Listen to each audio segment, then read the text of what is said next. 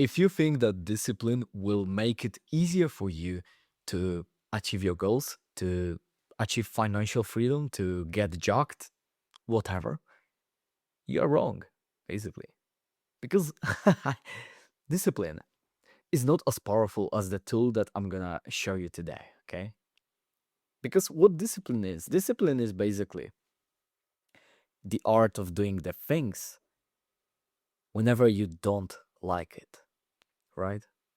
Because we can both agree that if you want to go to the gym and you feel excited to go to the gym, it's not discipline when you go to the gym. It's not a sign of discipline, right? The sign of a discipline would be if you would go to the gym when you feel bad and you don't want to go to the gym. And that's basically what a lot of self improvement gurus tell you about.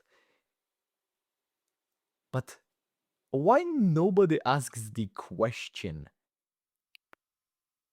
why don't I feel like doing the good stuff in the first place?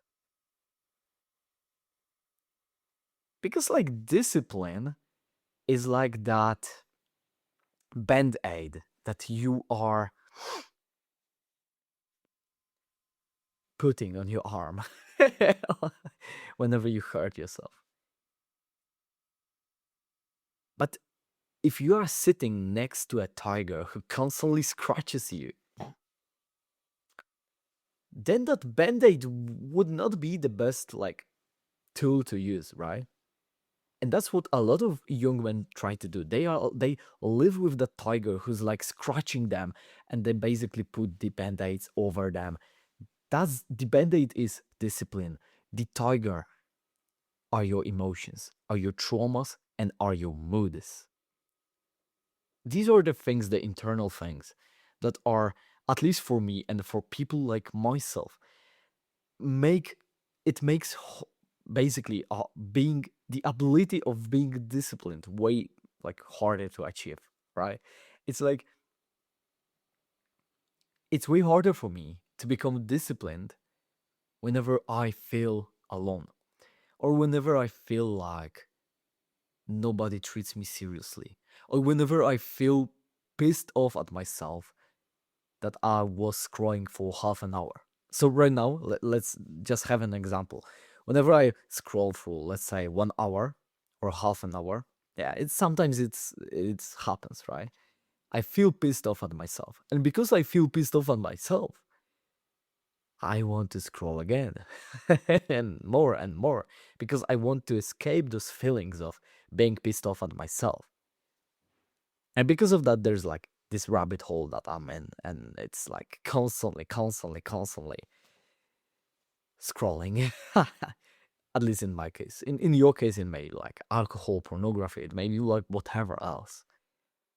But the thing is, we all have that. And discipline, it can work sometimes. But in my example, in like at least my experience, it doesn't work always. Whenever I try to force myself to focus on my work, sorry, I have a hair on my finger. Whenever I want to focus on my work, and I feel pissed off at myself because I just wasted half an hour scrolling, I never, I'm never able to sit and focus on the work because those emotions and feelings and moods, they are constantly scratching me. And yeah, I can use a lot of band-aid, but wouldn't it be wiser to just get out from the cage with that tiger? Wouldn't that be wiser to just shoot that tiger in the head? Basically, like whatever.